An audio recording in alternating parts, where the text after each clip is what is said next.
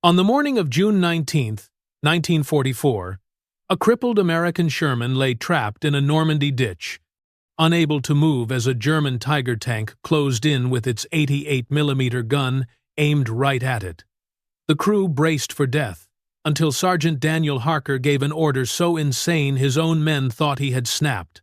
He told them to set the tank on fire.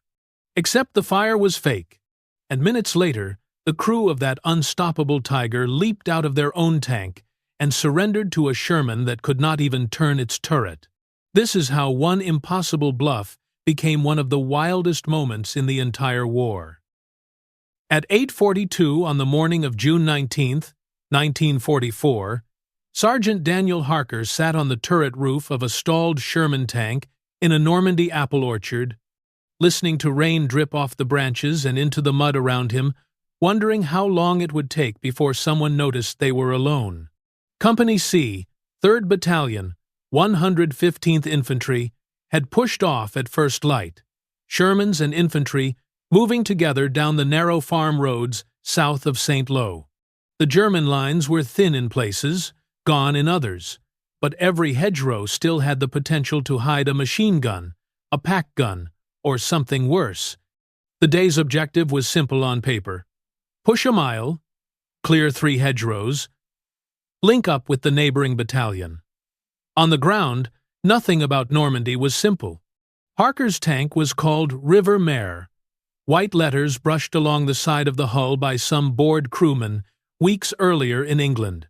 It was an M4A1 Sherman that had survived the landings and the first brutal days in the bocage.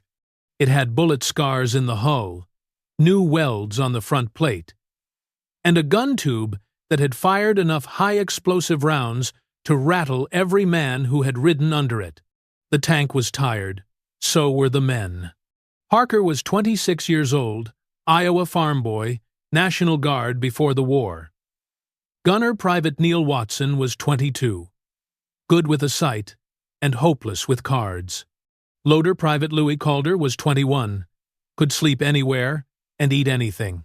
Driver Private Robbie Knox was older at 28, a mechanic before the war, and a constant stream of profanity in a steel shell. They had been together long enough that they did not need to talk much.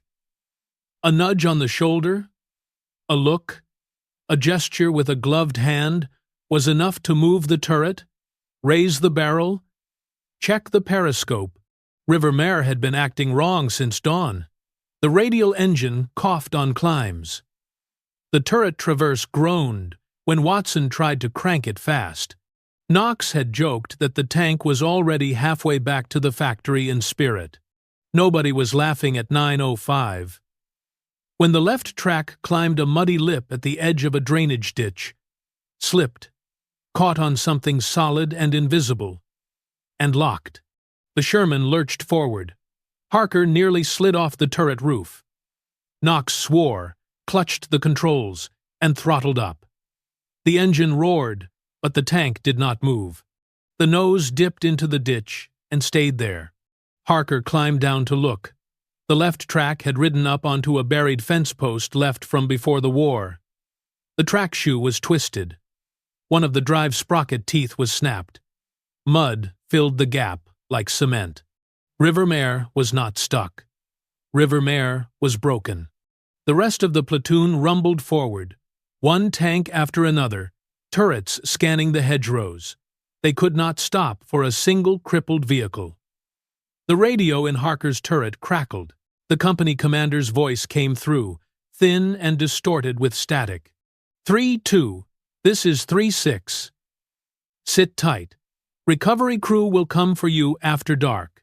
Do not move the tank. Stay off the road. Enemy armor in the area. Over. Harker answered, voice level. 3-6, this is 3-2. Track broken. Engine still runs. Turret sluggish. We will hold. Over. He wanted to say more. He did not. The radio clicked off. He knew what it meant to sit in a dead Sherman in the middle of the bocage all day. German patrols moved through the hedgerows like ghosts. Mortar crews could range a tree line in minutes, And there were other hunters prowling behind the lines, heavy tanks that moved with their own schedules and their own targets. Harker dropped back inside the turret. Watson asked what the plan was. Calder asked if they should dig in around the tank. Knox just gripped the controls and swore under his breath. "We stay low and quiet," Harker said. "Button up. No skylining. If they do not see us, they cannot shoot us." It was not a plan. It was a wish. He sat in the commander's seat and listened to the orchard. For almost 3 hours, nothing happened. No German patrols, no artillery, just the sound of distant engines from somewhere north and the drip of water from the apple leaves above them, landing on the hull with a hollow metallic tick. At 12:31, the orchard went silent in a different way. The birds stopped. The wind seemed to flatten. Even the distant engines faded. Then River Mare began to vibrate. It started as a faint tremor in the floor plates, like someone rolling a heavy barrel across the earth at a distance. Then it grew stronger. The loose shells in their racks rattled softly. The periscope glass shivered. Knox looked up from his controls with a frown. "Feel that?" he said. They all did. The sound that followed was low, slow, and heavy. Not the lighter, quicker rattle of a Panzer IV. Not the mechanical chatter of a half-track.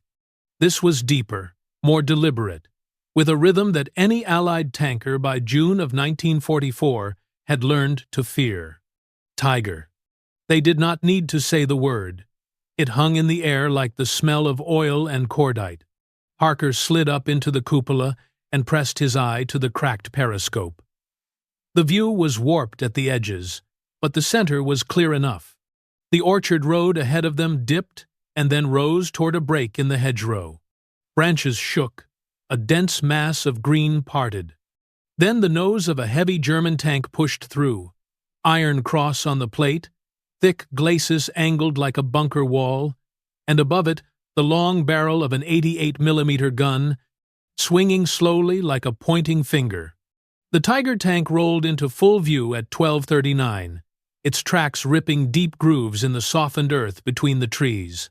It moved with the absolute confidence of a machine designed to ignore almost anything an American Sherman could throw at it. Watson breathed a curse. Calder forgot to breathe at all. Knox gripped the control levers like he was hanging from a cliff. The Tiger's turret began to turn toward them. River Mare could not move. River Mare could not even bring its own gun to bear in time. The Traverse motor might move the turret eventually, but not faster than a Tiger gunner could lay his sights on a silhouette in an orchard. Harker watched the long German barrel settle with slow, awful precision in his periscope view. He had seconds. His crew knew the math. An 88mm armor-piercing round at this range did not just punch through a Sherman. It cored it. It entered the front plate, passed through the crew compartment, shredded men and ammo, and exited as if the tank's armor were paper. They had seen diagrams. Some had seen it happen. This should have been the end of the story. Instead, at 12:41 on the afternoon of June 19, 1944, Harker pulled an idea from the bottom of his memory that nobody in his company had ever taken seriously. He decided to fake an engine fire. Months earlier, in a tent in England, he had been sitting through a classroom session on German armor tactics. The instructor, a captain with tired eyes, had talked about Tiger crews abandoning their tanks if they believed they were about to burn. "Men fear burning more than bullets," the captain had said, especially inside a box of steel. Later that evening, Harker had been scribbling notes with a pencil stub when the thought had struck him. Could you fake that? Could you make the enemy believe your tank was about to erupt, long enough to make them back off? He had mentioned it to the others. Oil-soaked rags on the engine deck. A little smoke. Maybe enough to look like a hit. They had laughed. Watson had called it Harker's smoke magic. Calder had suggested he should submit it to the division paper as a joke. Knox had told him flatly that no crewman with a brain would ever stay in a tank that was actually on fire just to bluff the enemy. The company commander had overheard and told Harker in front of the platoon that it was the dumbest battlefield trick he had heard since a private tried to dig foxholes in concrete. Now the Tiger's barrel was fixed on them. There was no foxhole. There was no escape. "Louis," Harker said quietly, "get every rag we have. Neil, grab the oil can. Robbie, kill the engine, and then get ready to start it, on my word." Watson blinked. "What are you doing?" he asked. "We are going to make this tank look like it is about to blow," Harker said. "Move!" There was a moment of frozen disbelief. Then the crew moved. Calder dug out rags from the cleaning kit, old shirts from the storage bins, a scrap of blanket from under a seat. Watson snatched the oil can and splashed it over the cloth until it gleamed dark and wet. Harker shoved them toward the rear of the hull.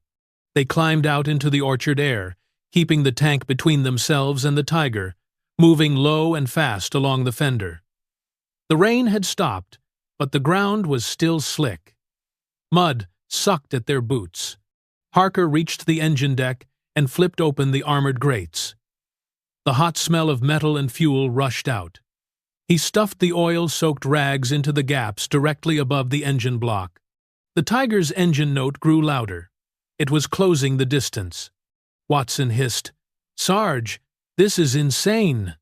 "It is insane if we sit here and wait to die," Harker said. "Get back inside. Now." He struck a match. The first one snapped in his fingers. His hands shook. He took a breath and lit another. Flame flared yellow in the midday air. He cupped the match and pushed it into the edge of the oily cloth. For a moment, nothing. Then the rag smoldered. A thin gray strand wavered into the air, then it darkened. Another flame caught. Smoke thickened almost instantly, drawn upward by the engine heat trapped under the deck. By 12:45, a column of dark smoke was pouring off River Mare's rear like a factory chimney. Inside the Tiger, the commander saw the smoke and saw exactly what his training had told him to fear. Smoke from the rear deck of a Sherman meant fuel or oil on a hot engine. Smoke that dark meant it was not just vapor. If the fire reached the ammunition racks, the tank would not just burn. It would explode from within, hurling pieces of steel across the field. The Tiger was close, too close for comfort if the Sherman went up like a bomb. The Tiger commander had a choice. He could fire now and hope the blast did not shower his own vehicle with hot debris, or back away from what looked like a burning American tank and wait. He chose something else. He chose to leave. By 12:47, the Tiger's engine roared as the driver kicked it into reverse. The heavy tank backed away, tracks chewing the already torn earth. It did not go far, maybe 20 yards. Then it stopped. The 88mm gun remained pointed at the Sherman, but the barrel wavered slightly. The German crew was distracted. They were thinking about the smoke. They were thinking about fire. They were thinking about dying in a steel box. Harker dropped back inside River Mare's turret. Smoke seeped around the edges of the hatch. "Keep it going," he told Knox. "Start the engine for a few seconds, then cut it." The engine coughed to life, adding a low rumble under the smoke. From a distance, it would sound like a tank struggling under internal damage. Knox shut it off again. The fans stopped. The smoke pooled and spread. Watson looked through the gunner's sight, even though he could not swing the turret far enough to matter. "They have backed up," he said. "They are not firing." "Give them a minute," Harker said. At 12:49, the Tiger commander opened his hatch. He climbed up halfway, scanning the orchard through binoculars. From his vantage point, the Sherman was a billowing shape of smoke and threat. He could not see the actual flames. He did not know they were small. All he saw was what his training had told him to fear. He shouted down to his crew. The gunner and loader appeared next, heads out of their own hatches, trying to judge the danger. Smoke continued to pour from River Mare's rear deck, thick and dark. The Tiger commander had been at the front for months. He had seen tanks burn. He had seen men trapped inside them. He had smelled it. He made his decision. At 12:51, he ordered his crew to abandon the tank. One by one, the Tiger crew climbed fully out of their hatches and dropped down onto the hull. They scrambled across the front plate and jumped to the ground. They ran for the nearest cluster of trees, heads down, hands covering their heads, expecting a blast. Inside River Mare, Harker stared through the periscope, barely believing what he was seeing. "Their crew is out," Watson said, incredulous. "They are actually out." Harker did not waste time. "Rifles," he snapped. "Now!" They tore open the storage bins. Knox slung his M1. Watson and Calder grabbed their carbines. Harker took his own rifle and climbed out of the turret, keeping low in the smoke as he moved to the side of the tank. The Tiger crew had reached the trees and turned. They were still focused on the smoking Sherman, waiting for it to erupt. It never did. At 12:53, Harker and his men stepped out of the haze with rifles leveled. The Tiger commander saw them first. He froze. His hand went halfway to his holster, then stopped. There were 4 Americans with weapons aimed at him. His own crew was out in the open. Their tank gun was unmanned. Harker shouted in broken German, the only words he knew well enough for this. "Hände hoch! Hände hoch!" Hands up. One by one, the Tiger crew raised their hands. They surrendered to a Sherman that could not move and could not shoot. If you want to see how a crippled American tank used nothing but smoke, guts, and a crazy idea to capture one of the deadliest machines in the Second World War, hit that like button. It tells the algorithm to show this story to more people who think they have already heard every tank story there is. And if you have not subscribed yet, consider doing that so you do not miss the rest of these forgotten battles. Back to Harker. By 13:10, the German crew was tied and sitting in the orchard ditch, guarded by Calder and Watson. Knox sat on the hull of the Sherman, watching both the prisoners and the empty Tiger. The smoke had thinned now. The rags mostly burned out. The Sherman's engine was still fine. The tank was no more damaged than it had been before. Harker walked slowly around the Tiger. Up close, the German heavy tank looked even more imposing. Thick armor, complex suspension, a gun that dwarfed the Sherman's own. The paint was scarred and dusty, but there were no fresh hits. They had captured a Tiger tank in perfect working order without firing a single round from their own gun. The recovery team arrived just after 1,700 hours. A wrecker, 2 jeeps, and a half-track full of mechanics and infantry rolled into the orchard. They stopped dead when they saw the Tiger sitting beside River Mare and the German crew sitting under guard. The battalion commander arrived soon after, riding in a jeep with 2 staff officers. He climbed out and walked slowly between the Sherman and the Tiger, eyes moving from the twisted track on River Mare to the unmarked armor of the German heavy tank. Then he looked at Harker. "Sergeant," he said, "you want to explain this to me?" Harker told the story exactly as it had happened. He did not embellish. He did not boast. He described the sound of the Tiger, the broken track, the smoke trick, the panic of the German crew. The commander listened in silence. When Harker finished, the older man rubbed his temples. "I heard about this stupid fire smoke idea of yours back in England," he said. "I told the captain it belonged in a comic book." He looked at the Tiger again. "Seems I was wrong." Word spread through the regiment by nightfall. A Sherman that could not move had tricked a Tiger crew into jumping out of their own tank. Men repeated the story over mess tins, over cigarette breaks, over maps and radio sets. Some did not believe it until they saw the Tiger with their own eyes in the maintenance area the next day, parked among Shermans like a wolf among dogs, wearing no new scars. Interrogation confirmed the rest. The German commander admitted that he had believed the Sherman was burning, and that he feared an internal ammunition explosion. He had ordered his men out rather than risk being trapped inside. By the time he realized the tank had not actually exploded, there were American rifles pointed at him. After that, tank crews in the battalion started keeping oil rags close at hand. Some tried the smoke trick when engines overheated, just to make German gunners hesitate. Some used it as emergency concealment when pulling back from exposed positions. Most never needed it, but everyone knew who had done it first. Sergeant Daniel Harker did not become famous outside his regiment. He did not write a book. There were no newsreels about the captured Tiger. Official records listed the heavy tank as enemy equipment recovered in operational condition. Inside Company C, the story lived on. On quiet nights, new replacements would ask about the strange bundle of rags tied near the engine deck on River Mare's replacement. Old crewmen would glance at Harker and smile. "Ask the sergeant," they would say. "He once made a Tiger crew jump out of their own tank." And Harker, who had learned that sometimes the dumbest idea in the briefing tent becomes the thing that saves your life in an orchard, would just shrug and say, "We were stuck. We were out of options. We made some smoke." If this story made you look at Second World War armor a little differently, hit like and drop a comment.